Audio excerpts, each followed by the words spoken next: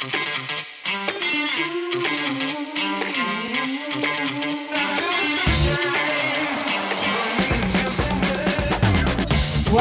to episode 34 of the Mile 20 podcast where epic shit happens. My name is Lori and I am here today with multiple people. My bestie Laura, Hey my there. daughter Maggie, and Laura's daughter Maddie, which might get a little confusing later, but hopefully it'll be okay.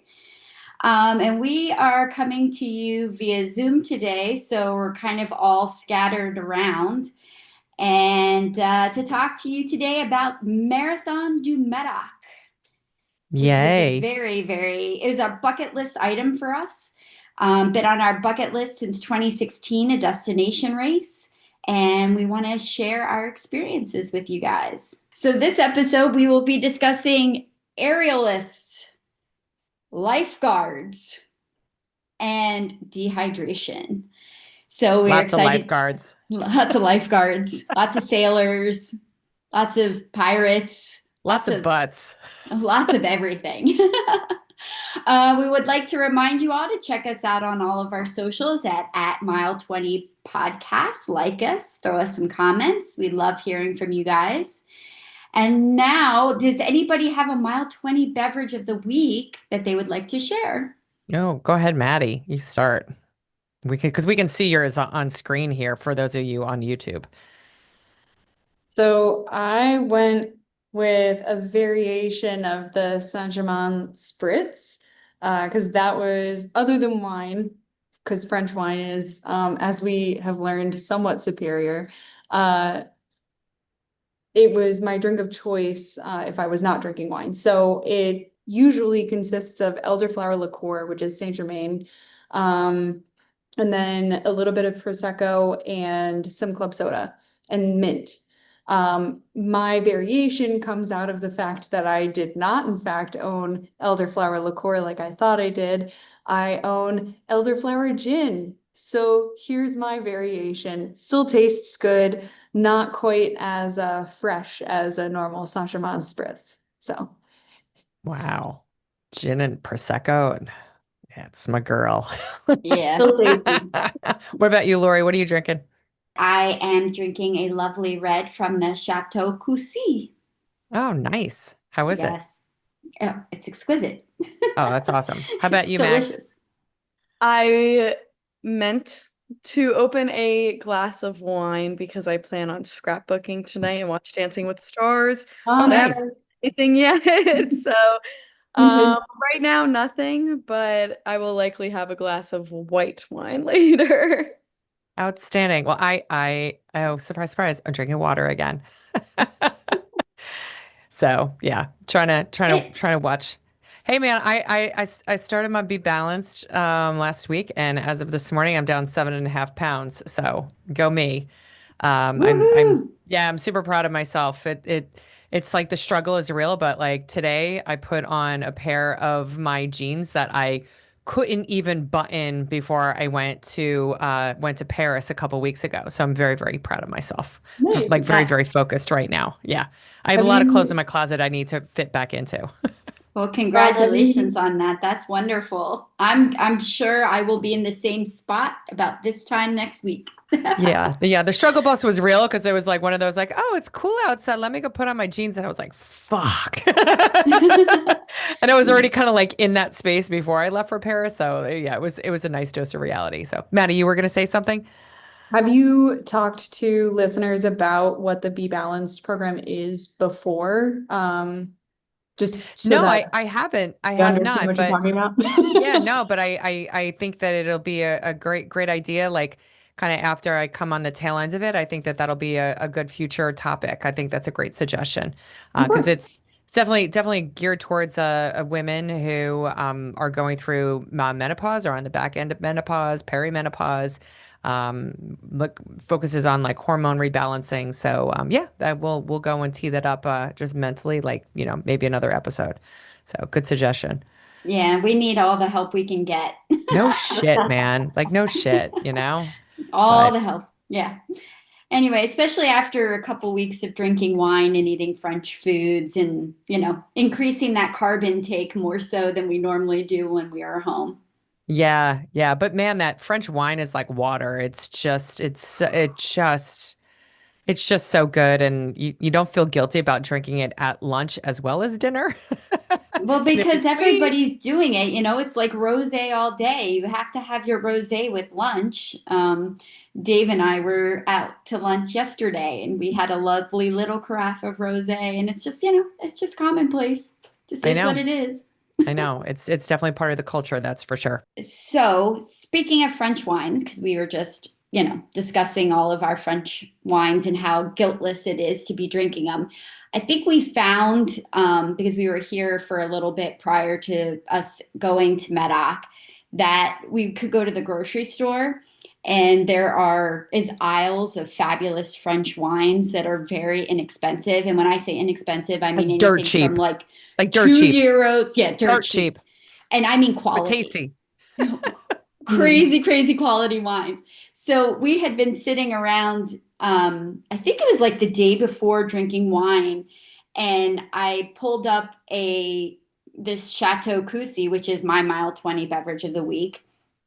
And while we were sitting around, I just happened to Google them and saw that they were kind of on our way to Bordeaux, from where we are staying on the Dordogne River.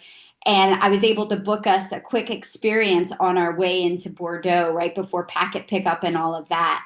So we drove out near Saint Emilion and we went to Chateau Coucy and had a lovely little chateau tour and then a tasting, um, with a whole charcuterie board and stuff like that. Which one, Maddie, did you find was your favorite wine of all those? Do you remember? My favorite, it was a split between their Sauvignon Blanc, which I think is a 2023, and then their Chateau Coucy 2021. I think it was the more fruity version, less oaky version, or Yeah. like less woody flavor. So it was less of like a dry flavor as it passed over your tongue, more of like a fruit forward, tangy, that kind of deal. Yeah. Yeah. I did Did you buy a wind up, bottle. Laura? Laura, Hmm? did you wind up with any bottles? Did you buy anything while you were there? Yeah, I actually bought bottles and then I ended up leaving them with Maddie and Kelsey when we departed. Be Nope. mm. We drank the one bottle that you got from Chateau Coucy. All you, Oh, Kelsey. is that the one that I opened? Mhm. We had so many bottles of damn wine in the apartment that we stayed in Bordeaux. I kind of like lost track, and I know like one night I did open up a bottle. So, but that wine was absolutely delicious, and I love my Sauvignon Blancs, and that Sauvignon Blanc, Maddie, I happen to agree that it just was just the right hint of like a little mineral taste, but like finished, fruity, but not too fruity, kind of like had a little buttery finish, but it didn't taste like a Chardonnay. I don't know. There was something like just really dynamic about that bottle of wine. But I think the thing that probably was the most memorable for me, doing that wine tasting, because we did it outside overlooking, they have a smaller vineyard, but overlooking it, was the fact that Maggie, your boyfriend Connor, it was his first wine tasting ever. And he was like, "All right, what do I do?" Like because there was like the spit bucket, or the dump bucket in front. Like, what do I do? Do I just like squish it in my mouth and spit it out? Like, so I totally appreciated that. Just as we were all just going through, like this place was all new to us. It was like a new experience for Connor, and I loved that. I loved being able to go and I know he's probably sitting right next to you, but I love sharing that with him. See, there he is. I loved sharing that. And the charcuterie platter was like absolutely phenomenal. It had Oh, meats and cheeses and vegetables and some fruits on it, and everything was so freaking fresh and delicious. Yeah, the charcuterie board was really good. And I think not only like the wine tasting was a new experience for him, we did a small tour before we got to taste the wine where there was a little bit of a language barrier, but you could pretty much understand the gist of what she was saying. And she was explaining the harvest season, and we got to see where the wine is held in cement containers, which was different Yes. Very wood. different. Yeah, different from wood or metal. So it was his first time seeing even like the storage cellar, things like that. So yeah, that was a lovely morning. It, Yeah, so Oh, go ahead, go Matt. ahead. it was also pretty cool to learn the difference between even the areas just outside of Saint-Emilion are you're able to harvest with machines. So you can have the larger fields and not hire as many hands during harvest season and still produce a lot of wine during that time frame because you're harvesting so many grapes. Granted, your harvest then becomes more compact and you're doing it in far less time, I think, than what a normal vineyard that has to Yeah, it said hand. it takes a week with the Yeah, so machinery. so Saint-Emilion, I'm probably butchering the pronunciation, but they are required within that small micro region to handpick their grapes, which I thought was incredible. They're trying to preserve. France is very cool about this, where they have certain things in place to try to preserve the history, the traditional ways, try to keep a connection between modern day and what was even like 100 years ago. I think that that's really cool. That's really important to do. It's something that not a lot of countries see the value in. And I think it's incredible that we even saw it, like the difference between different vineyards that are Yeah. maybe 20 minutes apart from each other. I totally agree. So in France, they have a label. It's called its initials are AOP, Hmm. and that goes for cheese, different types of meat like foie gras, the wines. If there is a traditional process that is protected, it behooves people who are artisanal in what they're doing and what they're producing. The only way they can get an AOP is if they follow certain processes which are protected, which I think is very cool. Agreed. It And is very Italy unique. has a similar kind of marking process as well for like them keeping tradition in a similar fashion. But yeah, I think Maddie, to your point about the hand picking of the grapes, I think the our guide who gave us the tour of the vineyard said that the process actually takes about 3 weeks to do it by hand versus 1 week, by machinery. So there's a true commitment there, by going and following Lori, the traditions that you were talking about to earn those labels. Yeah, and I think it's really cool. Part of what's neat about Marathon du Médoc is that you are here in the process of harvest season or right on the edge of it. Like we've been here, for quite a while now. I'm still in France, and it's funny to watch as you're like, oh, that field's been picked. That one's not yet. Like you can kind of see the progress of how all of the grapes are being harvested, and it's just really cool to see and be here for it. And some of the festivities that go along with the harvests are insane, but yeah, it's been very cool to watch. Yeah. But so we went from Chateau Coucy, and we did something a little bit different from the norm. I think when you sign up like we did it with accommodations, which means we got our bibs with a hotel. And when you do that, I think a lot of people are expected to kind of follow their program, which would be that they had buses that ran all day long between our hotel and Pauillac for the packet pickup, going back and forth. But it Right. was like kind of odd. Like if you got the 2 p.m. bus, then you were to take the 6 p.m. bus back. So they expected you to kind of be in Pauillac for 4 hours. We had a car, so we kind of ditched, the whole taking the bus out there thing so that we could have our own flexibility. And we decided to drive ourselves to Pauillac. So Yes, we we roll did. in. Yes, we did. And we left So and we left Jim and Dave and Connor and Maddie's friend Kelsey joined us. She flew into Bordeaux. We left them all in Bordeaux. And then we continued on our way to Pauillac. yes. And it was kind of crazy. Like you could definitely tell that Marathon du Médoc takes over that town. It kind of felt like a sleepier town to me.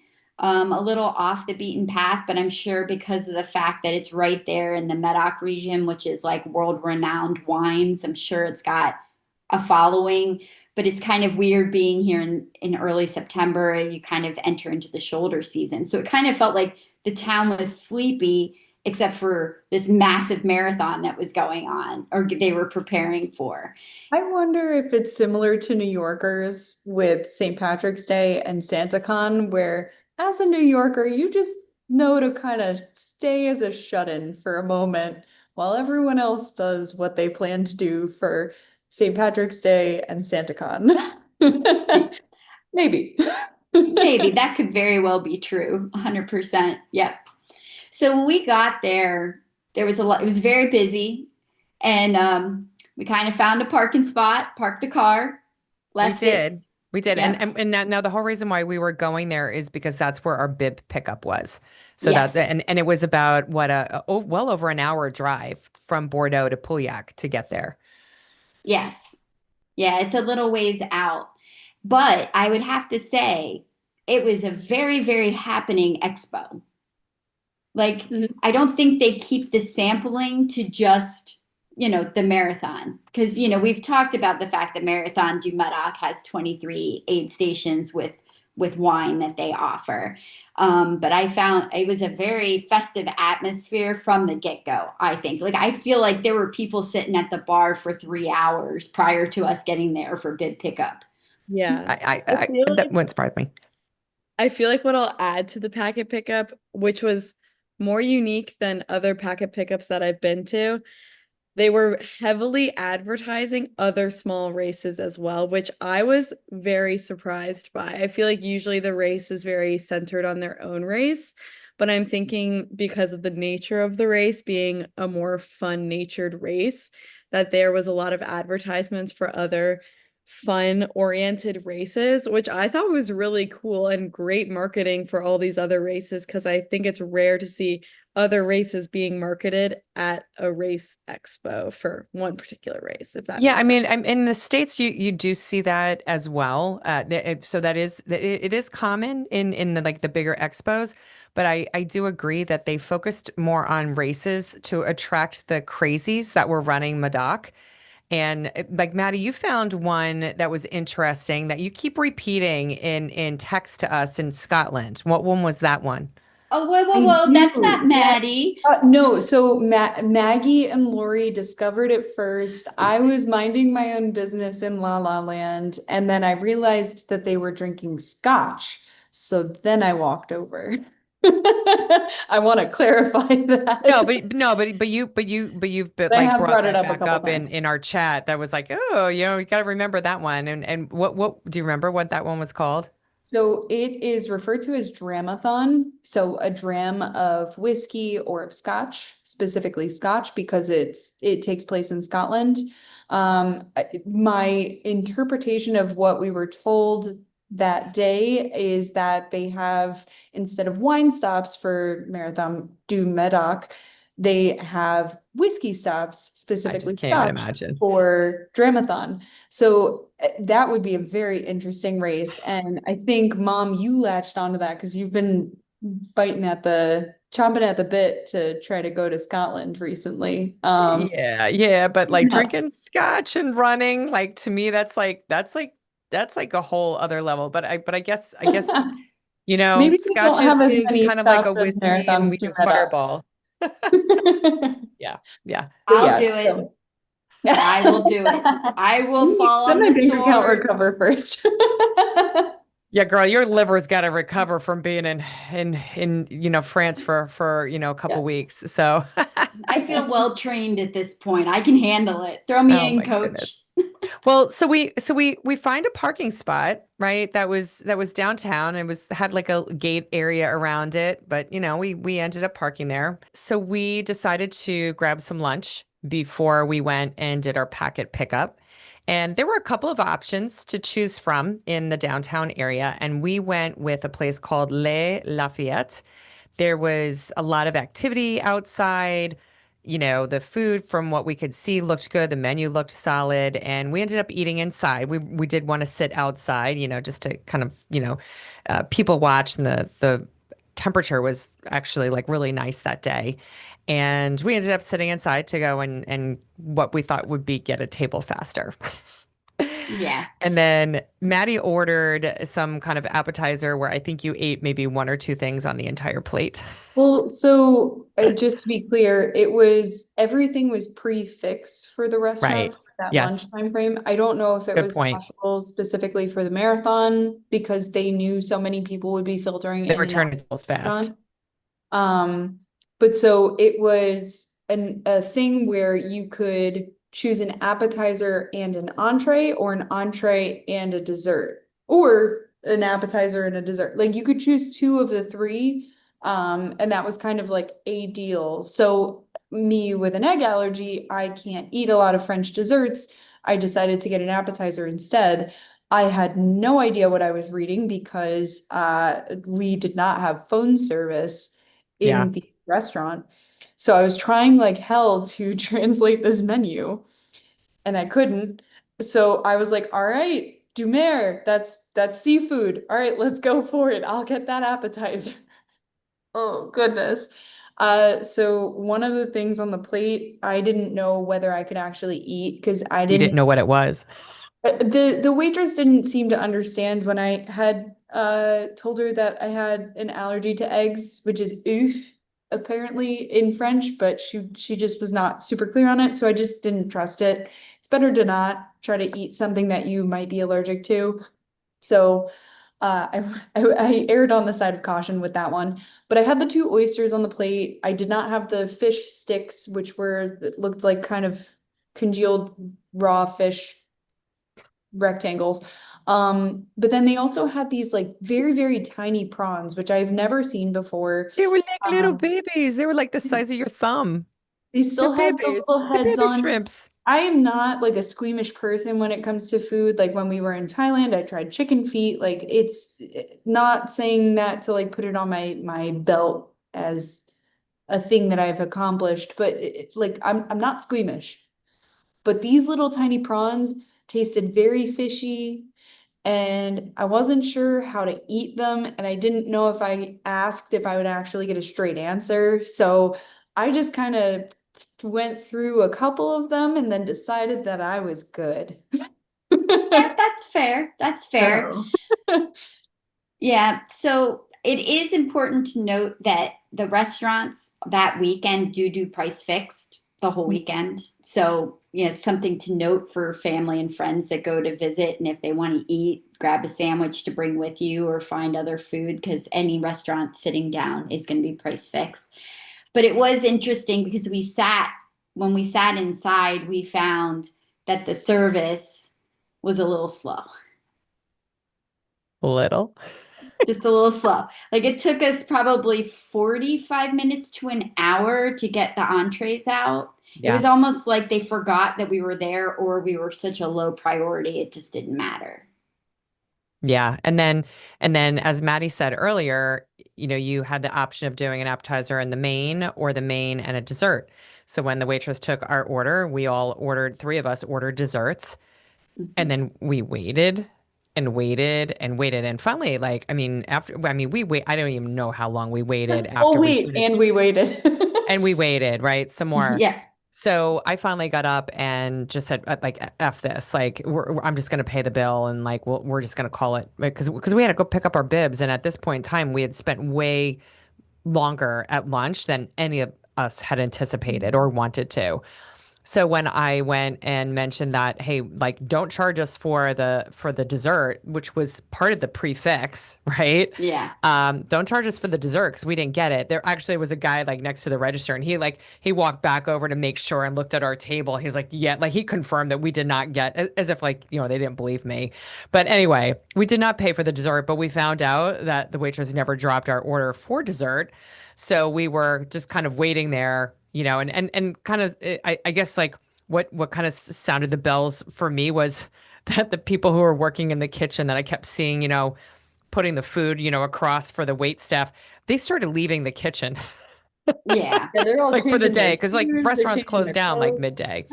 So that was a good telltale sign. So yeah, I was but we went and then got our bibs, and it was lively.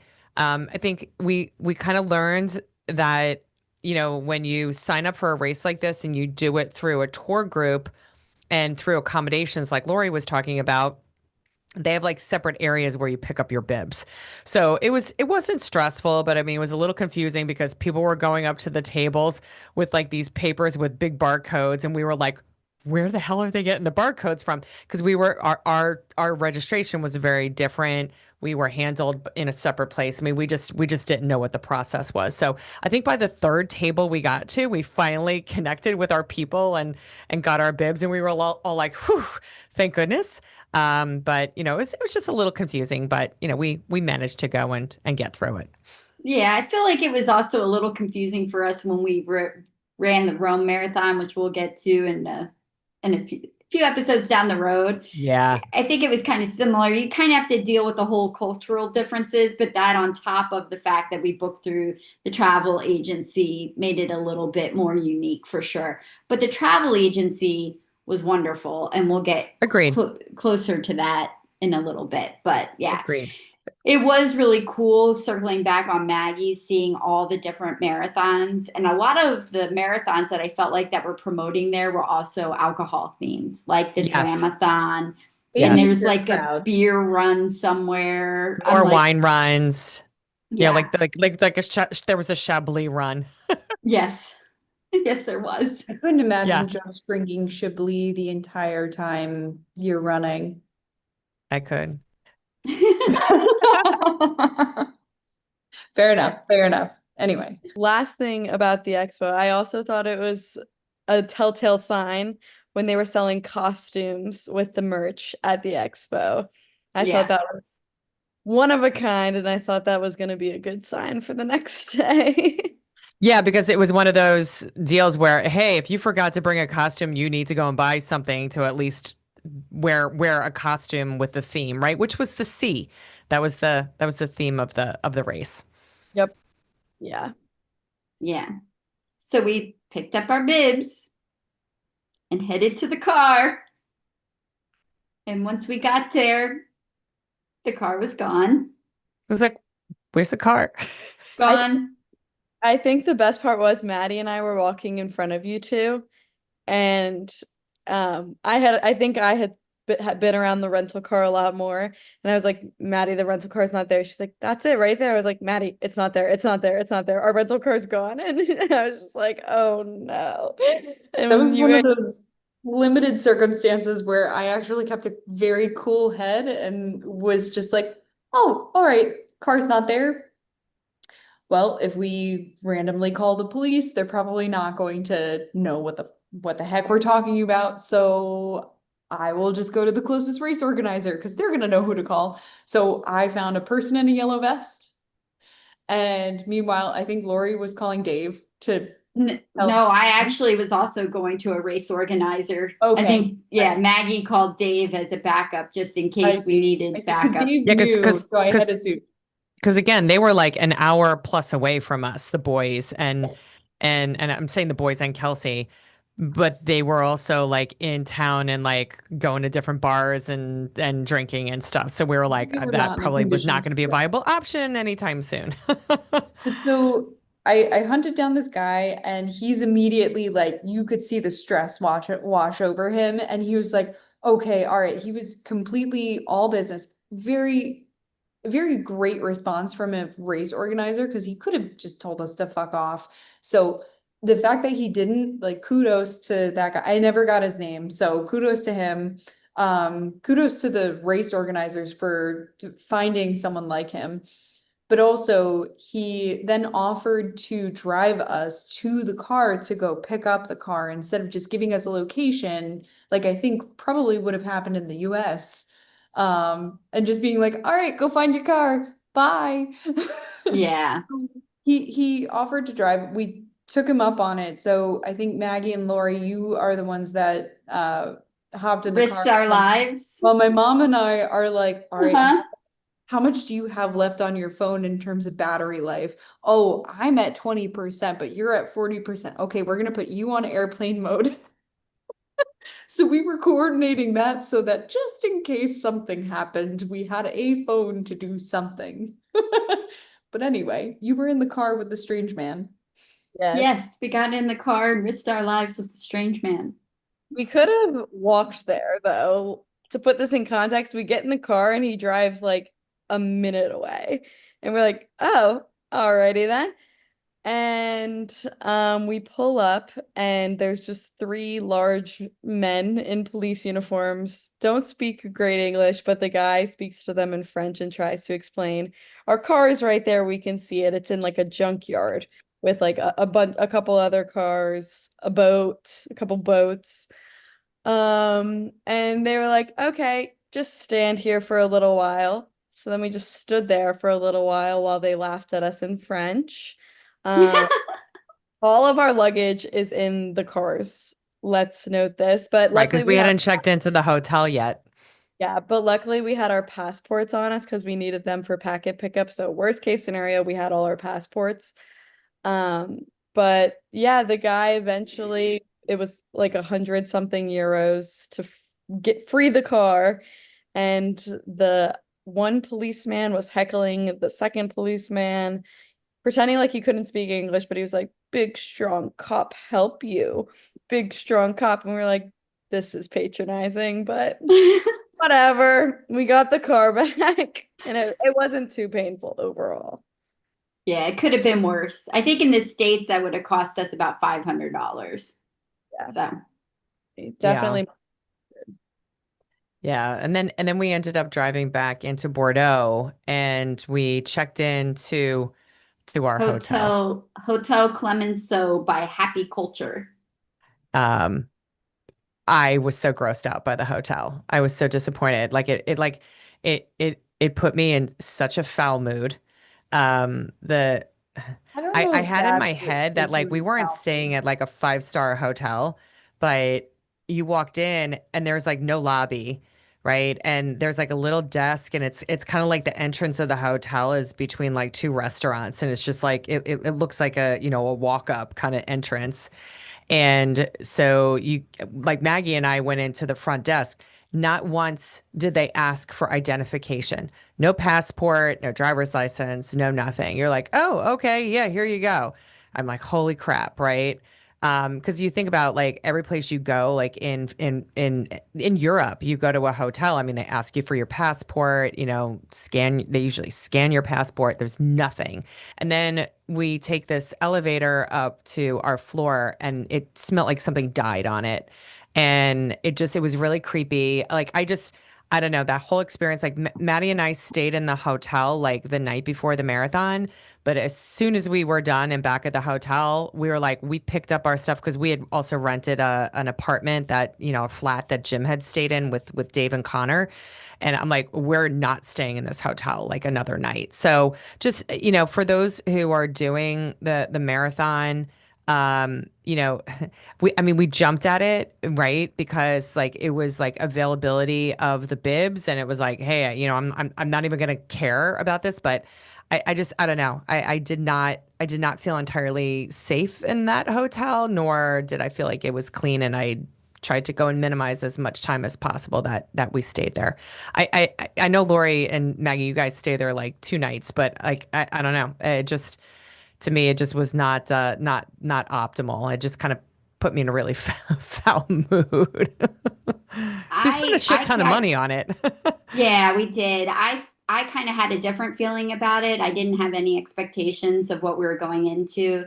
It felt like a 3 star hotel.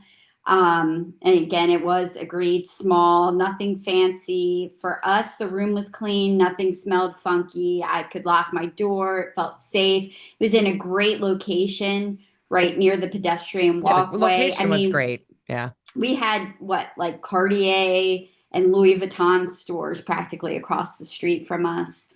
So I mean, I think I don't know about Maggie, but I definitely felt differently. I mean, it wouldn't have been where I personally would have booked my hotel. I wouldn't have booked that as my hotel. but I didn't mind it either. It was small, you know, but we are also in a bigger town, so Yeah. Yeah. Well, I don't know, Maddie, if you have anything else to add, but we got the hell out of Dodge as soon as possible. yeah. I couldn't shake the fact that our floor smelled like instant ramen. I usually am totally fine with instant ramen. It's just when it's on the entire floor that you're staying on at a hotel, it's kind of surprising. Yeah. So Yeah.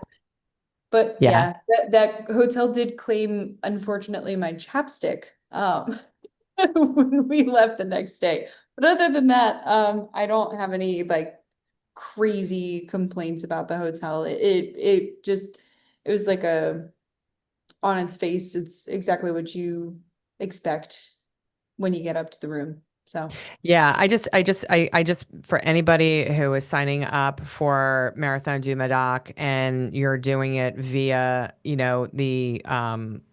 the accommodations method, because there were a lot of like really, really nice hotels that were already like booked up by the time we got online and got the reservation and got the bibs. But just a warning. I That's think that's yeah. so I think that there's a possibility that that happens ahead of time, like before any of the lottery system opens up, because a coworker of mine is going to run Marathon du Médoc next year. She already knows. She's already got confirmation that she's got a bib next year along with the rest of her group. So she must be doing it through a group that has guaranteed bibs up to a certain amount, and you just sign up It's probably out of Marathon Tours. it Yeah. might be Yeah. I don't know what other companies are out there. We met someone who was running Marathon du Médoc who was doing it through Marathon Tours, but Yes. I mean there are probably other groups out there that have guaranteed bibs from these Yeah. guys. Yeah. So then I mean the morning of the race was fun. I mean we ended up our bus, which again was very convenient for location. We like went right outside of our front door and the bus was right there. So Yeah. sometimes when Lori, you and I have stayed in other places, we've had to travel like, or, like maybe walk 15 minutes or even drive to a bus. This was like, because I remember I was like, I'll find out where the location of the bus is. I was like, oh shit, it's right outside the door. Like that's so convenient. Yes, it was very Very convenient. Now, convenient. I remember thinking, so the marathon has a 9:30 start, and we knew going into that day, looking at the forecast, that it was going to get hot, and it was a 9:30 start, which we weren't overly thrilled about. But I feel like we had to take the bus. Did we pick up the bus at 6:30? I think it was 6 o'clock. Was it 6? Yeah. I No, uh, 6:30, because we got there 2 hours before the race started. Yeah, and I was thinking, oh my God, 2 hours before the race starts is so ridiculous. It was not ridiculous.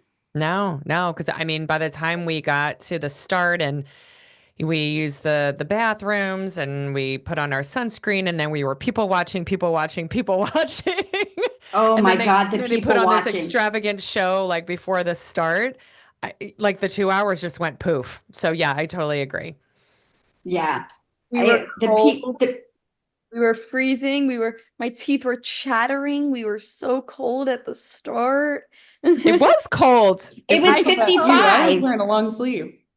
I Y- know. I know, and like Maggie's not being like sarcastic there. It was chilly. It was 55 degrees when we were waiting.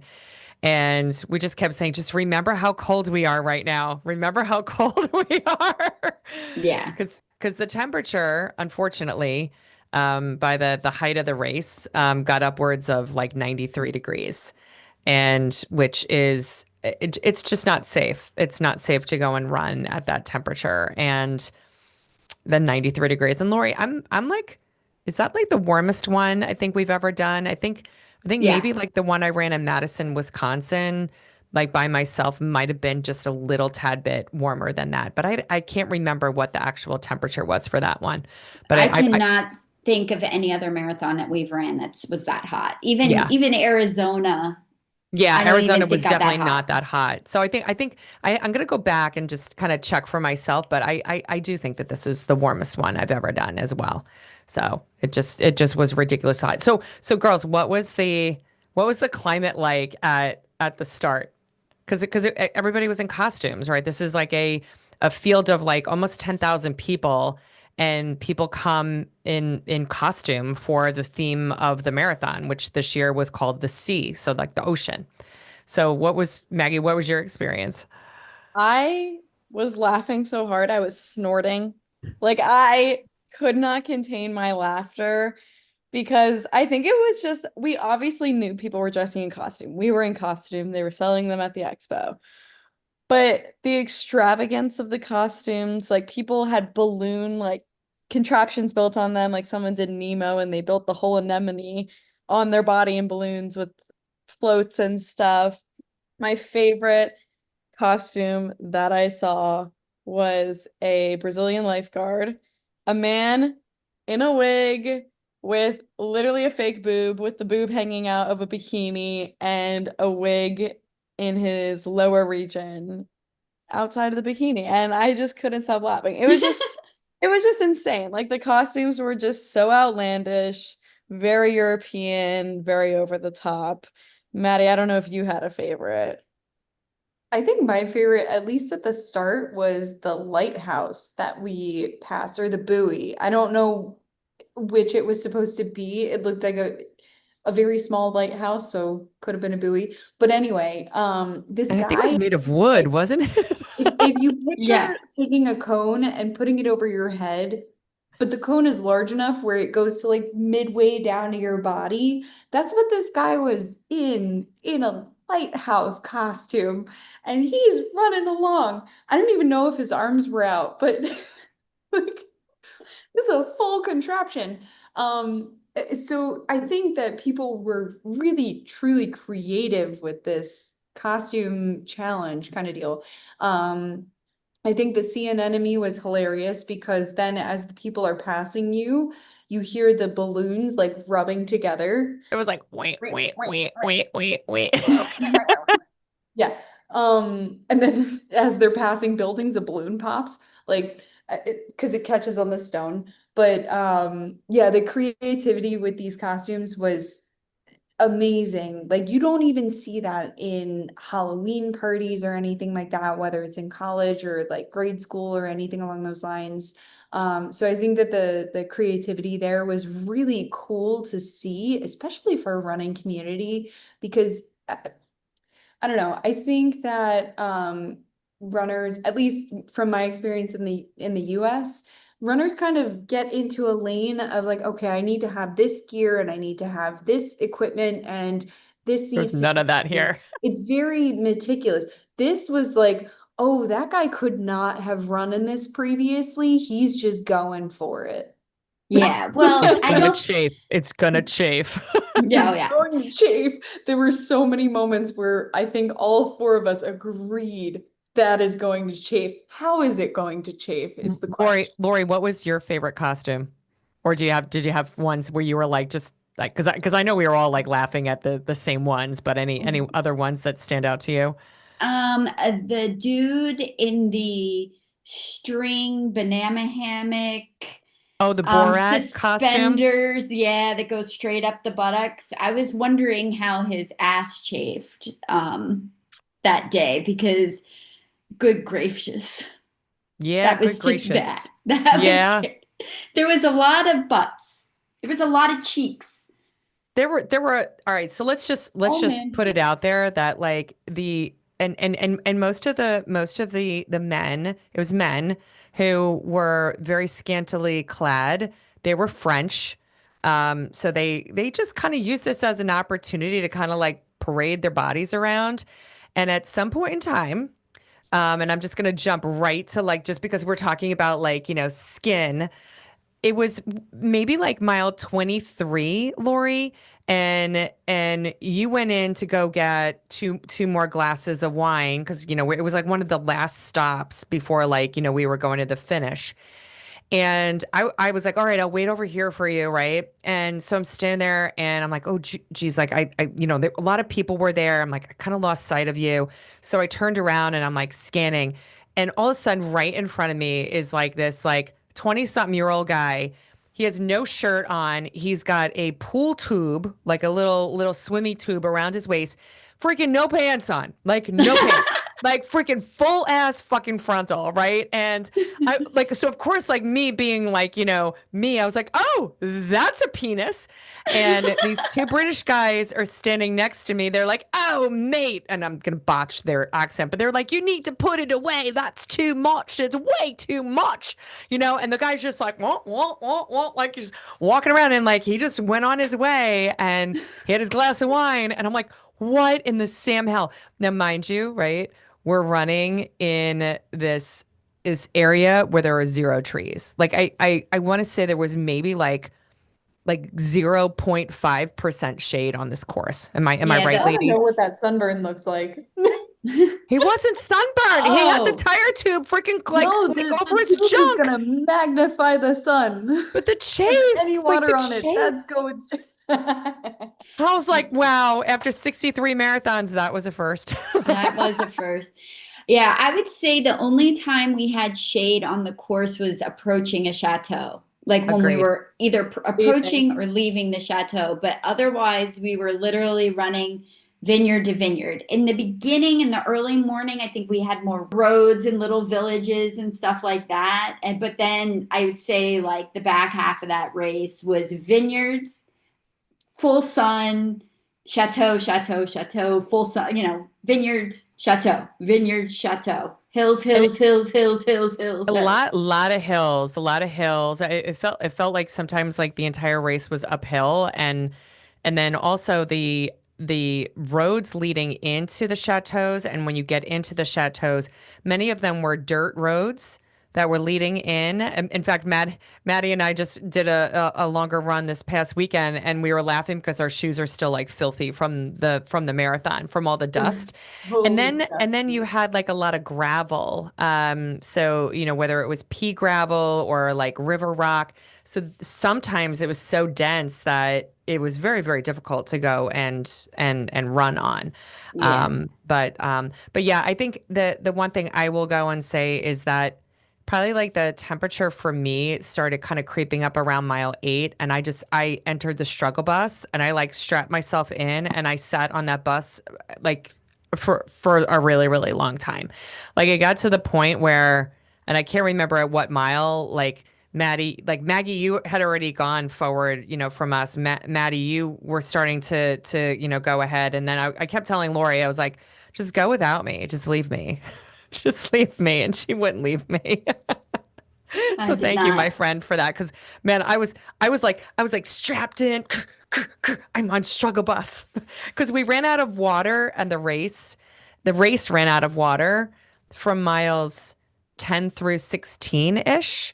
I don't think it was quite that long. I feel like it was like a 4 miles, maybe 2 chateaus we went through. Yeah, well, it was a good chunk of like mileage, like where people, we actually saw people on the side of the road picking up water bottles that had been half consumed and then drinking the rest of the water.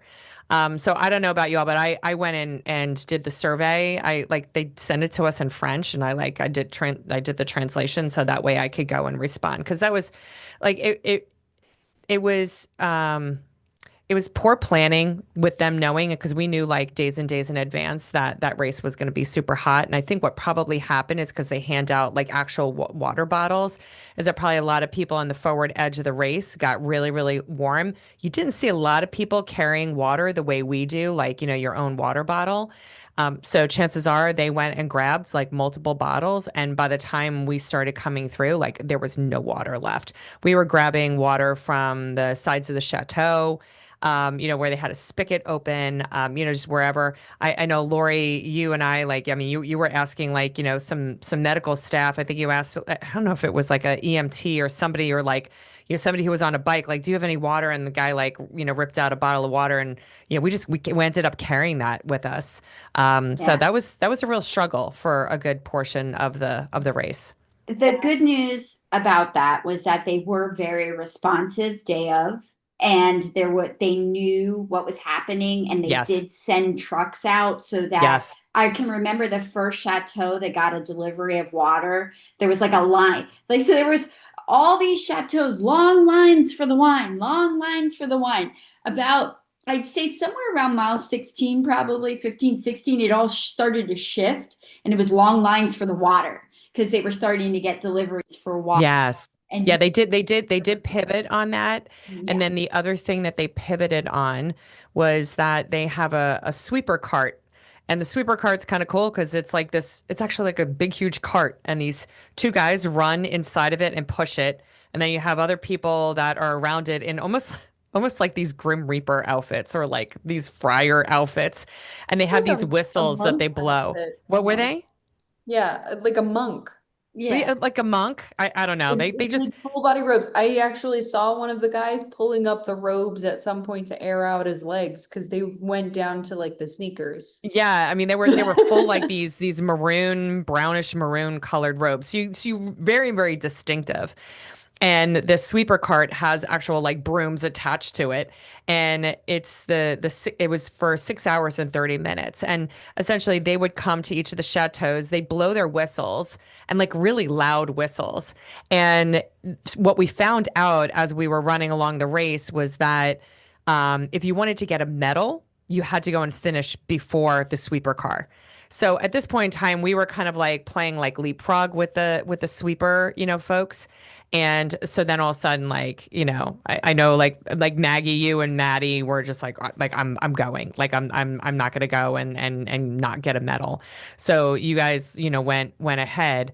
But then at some point in time, and Lori, I don't know what mile, like, or chateau, the cart just kind of stopped because I think they realized, like, okay, we don't have water and it's 93 degrees, like, Yeah. and this is not safe. So we didn't see the sweeper car like after that for a period of time. Yeah, go ahead, Mag. I would also like to add that the sweeper car were runners themselves and they were drinking as well. So Yes, Yes. there they was a stopped at every lot. chateau and drank. Yeah. So I think there was a lot coming into play with the sweeper car. Like, yes, it was ungodly hot and they were wearing full length robes, so that definitely slowed them down. But I also like I have a video of them and I'll post it to Mile 20 of them dancing like at the chateaus and drinking. Like they were runners themselves and having a good time. So I think now that we've done it, knowing more about the sweeper car for people who run this in the future, I think it's just more of a way to keep people moving on the course because you could get so sucked into a chateau and just want to stay and drink. There's live music, People have were a dancing snack. and singing, Yeah. and yeah, Like I yeah. think it was more just a way to keep people moving on the course. Like the sweeper car did not finish in 6.5 hours. No, A lot of definitely people not did that not finish in 6.5 hours. So full disclosure, I did my homework about 2024 prior to the start because we were all a little stressed about the running, the stopping, the partying, the drinking, and everything. And I think I saw that there were like 800 people that finished after 7 hours. So they say it's a 6:30 cutoff, and I think that that's what they really wish it would be. But there is the sweeper car, and even this year, people were finishing up into 7:30. But it does vary from year to year. When the sweeper car does finish, it finishes and it's done. But I think it's a little bit more flexible than 6:30. It all depends on how much the sweeper car guys are drinking. Yeah, and I mean, and we just didn't know, and man, these whistles that they blow, like it puts a new meaning to the song "Blow the Whistle." Yes, and which That- happened to come on while we were running in the field, and we heard a whistle, and I'm like, this song will forever have a different meaning for me. I Forever. I totally agree, and I felt like I had like a little bit of like post-traumatic stress disorder. Like I heard a whistle, gotta run, gotta especially when run. we weren't sure how the sweeper car worked. Well, Yeah. so just to back up a little bit, I don't know if it was because of the party or the group that we had signed up with for this marathon, but we felt like we were in the dark with a lot of the information for the marathon. It's a very well organized marathon. I bet that if you do it multiple years, you can expect certain things to just consistently happen. But as a newcomer, we were very lost for a lot of things, but the sweeper car was one of them. So we didn't quite know what we had to do with the sweeper car. We just didn't like the sweeper car. So as it was leapfrogging us, I think all four of us were getting a little anxious, not knowing what exactly it had to do with us, or we weren't anxious, but we probably could have been in terms of getting a medal. So I think Maggie, you made a friend on the race route. Do you want to tell us about her? Yeah, she was a freelance journalist. So I was like, who do you write for? She was like, either travel and or leisure, food and wine, whoever buys my story. And I was like, okay, so big name magazines or blogs or whatever. And she had interviewed the race director the night before. And she was running her first ever marathon. She was from New York, running her first ever marathon as the Marathon du Médoc. And so I was like, can you ask someone what the sweeper's about? And we were probably halfway at this point, like 13, I would say almost halfway, maybe mile 12. And she was like, yeah, so you have to finish before the sweeper to get a medal. And I was like, okay, got it. And I think Maggie speeds up and runs away. I was just like, because I was still feeling pretty good at that point. I don't think the heat had gotten to me yet. And the water had started running out, and I was just like, I just gotta go ahead. So I had separated at that point, and I ran, this is just something I'll add, I ran the last 14 miles with no music. And that was something I was reflecting on, that's how entertaining this race was.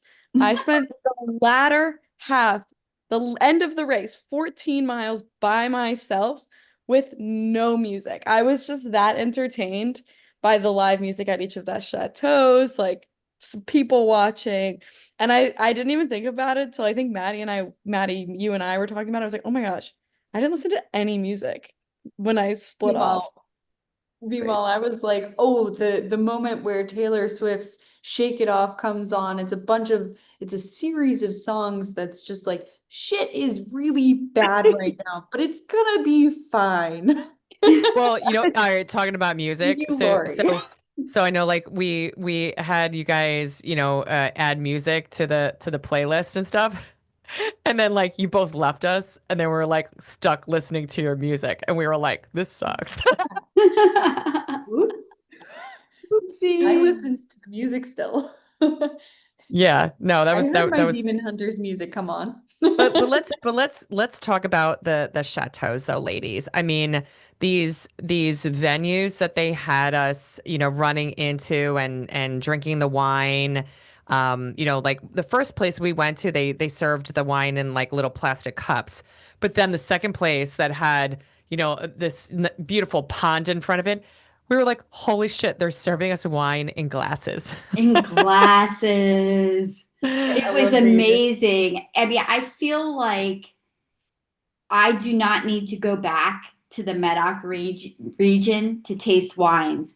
I had a 26.2-mile walking tour of the most beautiful chateaus with the most Beautiful, amazing wine on the planet. I mean, it was, yeah.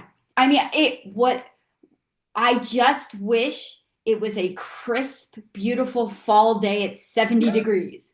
It wasn't. But you know what? It's okay. yeah.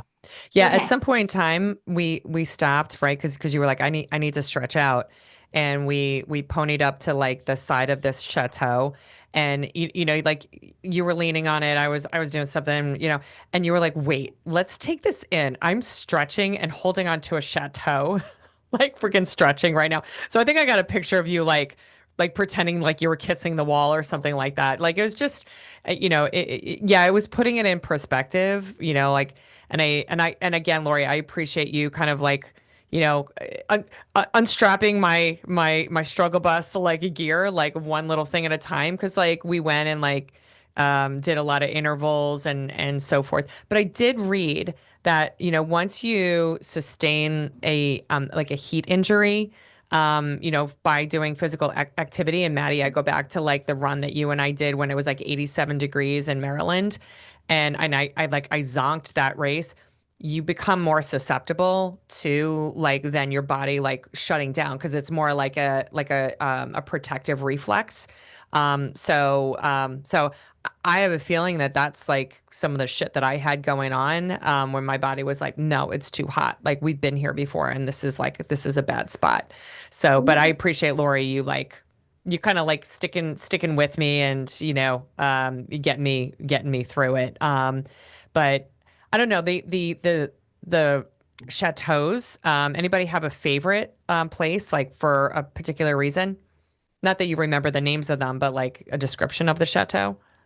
I think I got really excited around mile 16 when there was a series of super close chateaus and they had sprinklers going.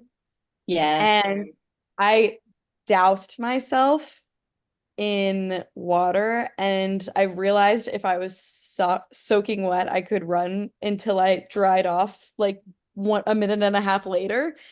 And I might have contributed to the water problems once I got ahead a little because once I saw that they were delivering waters, I would literally take a water, top off my water bottle, and then douse myself Yeah. because it's the only way I could like run even just a little bit. And I had a 360 chafe around my stomach that I didn't even notice because I was just so focused on like keeping water in my water bottle and keeping as cool as I could.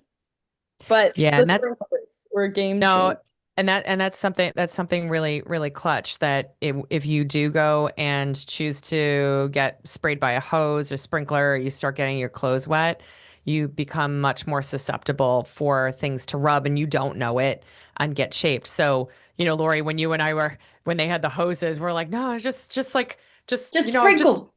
yeah, and then the one guy pulled you into like the hose, didn't he, Lori? Then in the one of the last Yes. chateaus to I dance. had I had some lovely gentleman who was frolicking and dancing and getting into it, Come and I'm dance with like, me in the sprinkler. Lori's like, no. no, like, stop touching me. Yeah, no, it wasn't good. Now, I will tell you, Laura, I don't know how much you thought about it or not, but when you got on the struggle bus, I missed having Ned because I knew that when you wear Ned, I can touch Ned and we can have a moment. And you know what I mean? But like Ned wasn't there. And I'm like, I don't know how to help you. Yeah, I yeah. don't know what to do. It happens. It happens. Like Now I have fond for people, memories of the race, but like also not. So yeah. And yeah. for those who may be just tuning in, Laura lost her brother many, many years ago, but she used to wear his, for all of the marathons in the 50 states, she wore his picture on the back. And this was the first marathon that she Yeah, I did. might, I might, I might, I might put that picture on the back of my shirt. It might have been a sign, and he's like, "No, we're not done yet." Yeah, So, yeah, maybe.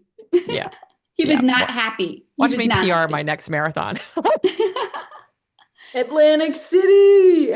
Oh, fuck. Oh my goodness. I Yeah. can't wait for Atlantic It's so City. flat. Yes. I think my favorite chateau, even though I didn't actually stop for wine, unfortunately, I got very in my head about the sweeper cart and I did not stop for wine after mile 10. Like I was stopping, but I was specifically stopping if I could get water or sprayed in the face with water. Like I was on a mission. Um, I don't know what kind of mission it was because I don't think I had as much fun on that mission, but it's fine. I do think that I think it's Chateau Félan Ségur. Absolutely gorgeous. It was the very long stop where I think there were three tastings. There Mm, were family like a little members, rolling hill that came down. different live performance people that were like doing music and either DJing or like singing or whatever. It looked like such a fun stop, and the chateau was absolutely gorgeous. The grapevines were not far off from the actual property, but it was one of those photo opportunities for the race. So they had actual photographers there taking pictures of people with little signs and stuff like that. So not only is it a stop where the race knows that it's a stop, but also like I just appreciated the energy going through it, and there were people dancing and singing, and it felt like everyone was having a really good time, and I really appreciated that. Yeah. Yeah. Especially There was like a lot of in the dancing middle of and nowhere. a lot of dancing and singing. Lori, do you remember the guy that we saw that he's holding a glass of wine, he's like trash, and he's like dancing, and then he's like smoking a cigarette with the bib on, and I was like, what the hell? Yeah, I think it's very important to realize that this is not a normal marathon. Like, you're not going out there to set a course record. Now, I think that the winner did go out and ran like a 2:17, but I he's was not having fun. That's not the point crazy, of this. This is crazy not what the this how fast. marathon is Yeah. about. This Yeah. marathon is about running to a chateau, sipping the wine, listening to a little bit of music, making sure that when the sweeper cart blows their whistle, whoop, whoop, that you're on that train and you take off to the next one. Yeah. You know, it's about having fun. Yeah. But I I think do want to. oh, go Oh, ahead. go ahead. No, there was a funny incident that there was a guy who was running, young guy, like maybe late 20s, early 30s, probably late 20s. And he had no shirt on. And this poor guy was so burnt. And we kept seeing him. And at some point in time, Lori runs up and kind of like taps him, or you didn't tap him, you got in front of him. And you were like you're burnt. Like, and you had like the sunscreen, because we carried the sunscreen, and he was like, I love you. I'm like a mama. You're like, I'm a mama. Please I'm a let, mama. I please need let to me spray you. And she sprayed his back, and he was like, I love you. I love you. He was so burnt though. He was like rock lobster Lori's red got a already. French boyfriend. Yes, his name is David, and he is upstairs sleeping Oh right my now. gosh. This guy was so burnt though. Okay, but so we do need to take a moment and circle back though, because I will never think of French wines the same. Because shall we discuss what happens in the middle of the grapevines in the middle of Oh, Marathon du oh, Médoc? oh. I think It's a special ingredient. yes, and I think we are all glad no one had to poop, because let it be known, there's few and far between porta potties on the course. So what do Like you do? hardly any. Yeah. As a group of women, we found a bush that covered us, and we just dropped trowel. But the men, they water the grapes. Yeah, they were all watering the grapes. There was a lot of water. There was a lot of watering of the grapes. My favorite watering of the grapes was there was a gentleman dressed up as Waldo from Where's Waldo? And he was literally in the middle of the vineyard, just standing there waving, taking a But piss. peeing and waving. hello. And then do you remember the girl? She was like, Yes. every time she saw like a bunch of guys peeing, she kept taking pictures of them, and then she'd So run away, and then they were like chasing her. Like, she she's was like, wee dressed up wee. like a lobster. She was dressed up like a lobster for the entire race. Like, I can't believe that she kept the costume on the entire time in the first point. Second point was every single time she saw someone pissing in the vineyards, she took a picture. I was behind her for a while, and I saw her do this multiple times. She would veer off for a second, snap a picture, But and then they giggle. chase after her, we saw her getting chased at some point in time, That's in jest, you know. But But they so I saw her afterwards, like in the marathon tent, I think with Maggie, and I stopped her and I was like, "Are you the person that was taking pictures?" I wasn't using my hands or anything at this point. It's like, "Did you take all the photos of the people peeing?" And she couldn't understand. There was a language barrier, so I was like, "Did you take pictures of the people peeing in the grapes?" And she's like, "Oh yeah, that was me." So I found that's so her. yes. I did not get her album access, but I would have loved to. Yeah, Yeah, yeah. No, for real. that was a special ingredient. And just one last shout out to the gentleman who wore the SpongeBob Oh my costume. gosh. This It was like a costume was onesie. it was like, well, Patrick was a onesie. He had so the one guy was a onesie, and then his friend made it was almost like a cardboard insert. So he had his arms like outside of this cardboard thing, but it was huge and gigantic. He never once took it off. And when we talked to his friend who was wearing the Patrick costume, he said, I thought we were going to take them off, but because he's still wearing his costume, I'm keeping mine on. And his Patrick costume was like this thick fleece, like pajama onesie thing. And I'm like, y'all are freaking crazy. So at the end of the race, Lori, when you and I were coming into the finish, do you remember that the guy who was SpongeBob and Patrick, they were standing there and a bunch of runners stopped and they were like, not worthy, not worthy, like kind of paying Yes. homage to them. Because I mean, I have pictures of him like dancing like online to go get his wine in his SpongeBob costume. That was dedication. He was sweating his ass off. Now, I also Friends want to don't bring, let friends stay in their costumes by themselves. there you go. There you go. Exactly. Now, in conjunction with the heat and the wine, I do feel like there were a vast number of people who were unprepared for Yes. what was going on that day. And I will tell you, I have never seen so many ambulances on the Agreed. course in my Agreed. life. So I feel like we had a lot of fun. We did it safely that day. Yeah. Yeah. But we also trained for it. We didn't take that for granted. We always respect the distance. And we trained by drinking a little bit of wine, at Broad Street, at the Blob Fest. But like we knew we were in the heat, we were running, we tried. But man, there were people dropping like flies. Yeah. It became for some people a very unsafe situation. And I don't know I if they were agree. circling back for multiple tastes at certain chateaus. I don't know what was going on, but people were dropping. Something that's interesting about the finish line that my dad observed as a many-time marathon spectator that put this into great perspective for me was that the 6.5 hour finishers were finishers that looked to be like an American race 4 hour finishers.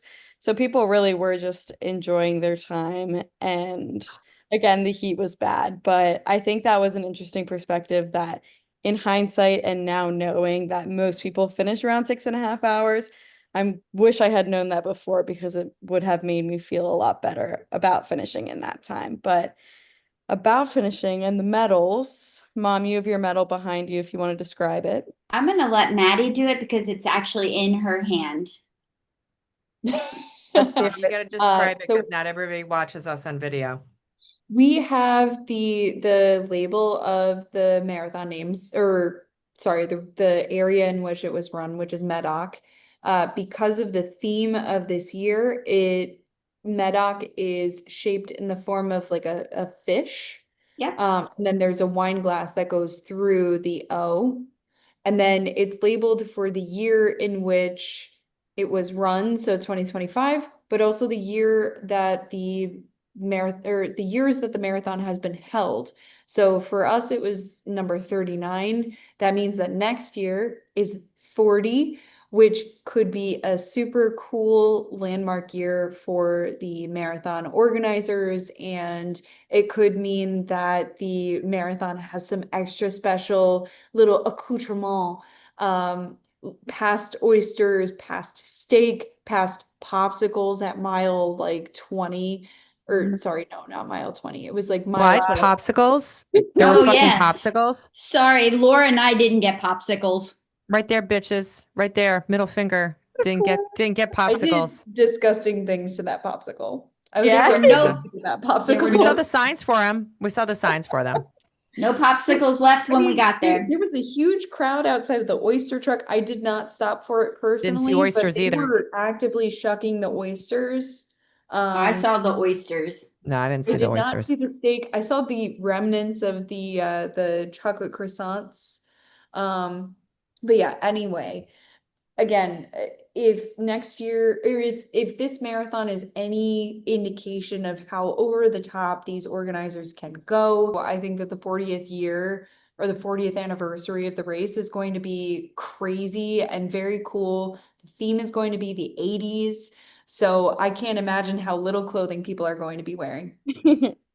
Oh yeah. There's going to be a lot of leg warmers. Only. All Yeah. right. Well, there were a lot of lifeguards. I know we mentioned earlier, just kind of like looping back around, we did mention that we were going to talk about lifeguards. There were a lot of lifeguards. We had talked about like dressing up as lifeguards, or I threw it out there. Thank goodness I didn't, because like almost everybody was dressed up like a lifeguard, right? Yes. What did we all dress up as? Pirates. None of us talked about it. Yeah, we all were pirates. We paired off. Lori was Nami from One Piece and I was Luffy.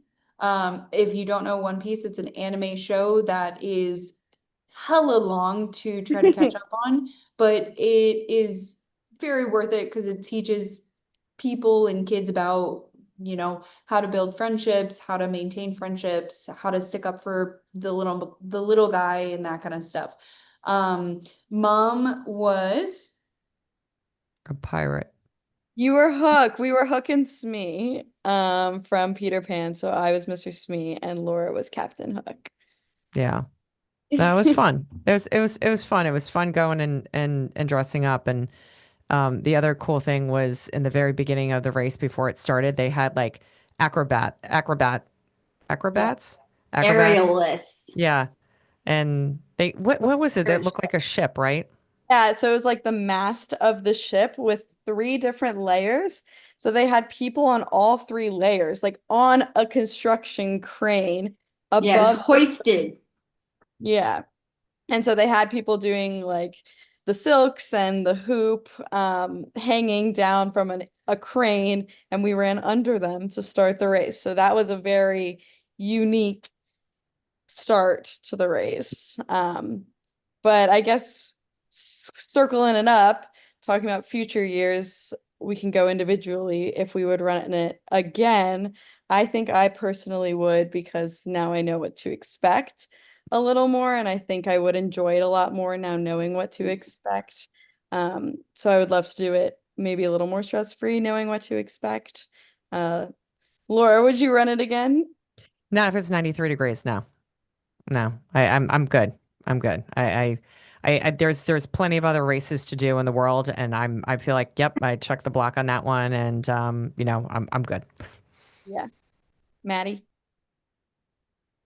I think I would, though if the forecast said 90 plus degrees, I think I would back out. I don't know. I agree with my mom that there are a ton of other races to run in the world, and they could also offer experiences that are very cool and crazy. Yeah. I'm a hell yeah. Absolutely. I'd run it again. Yep, sure. That was fun. I'd do it again in a minute. I think partly because, like you said, Maggie, not that I was stressed, but I do sometimes feel like when you know what you're going into, you can sometimes take more of a moment to appreciate. And I don't know, I know I appreciated it and I know I took it in, but I feel like I could do more. I didn't take any of it in. I feel like I took like morsels in because of the heat and the water. I just, yeah. So that did it in for me. So, but all right. Well, next week we are going to kind of close out all of the travels and the escapades of Europe. And Lori, with you still being in France right now, we're gonna get a nice recap of like since we left, like what have you been up to? What have I been up to? Kind of like we'll do a little bit of speed dating, in terms of doing our little catch up. And I believe we're gonna try to do it in person next week as well, right? Yep, I'll be home on Tuesday. Whoop, Yep, whoop. yep. Come back to reality, baby. So yeah, we missed you for the Eagles game this past weekend. Go Birds. Go Birds. I'm 3-0, looking forward, baby. 3-0. by the So grace of God. yep. No, super exciting. So folks, I think you mean by the grace of big boy touchdown. yes. Yeah, big boy touchdown. Big boy touchdowns. We love big boy touchdowns. Absolutely. Yes. Absolutely. So hey folks, thanks for listening to us do a nice little recap of the Marathon du Médoc. I think we had, kind of like we had our ups and downs and, our loves and our hates of the race, which, just happens when you have 4 people that have, different experiences. So thanks, hang with us and go make mile 20 your bitch this week. Peace out. Peace out.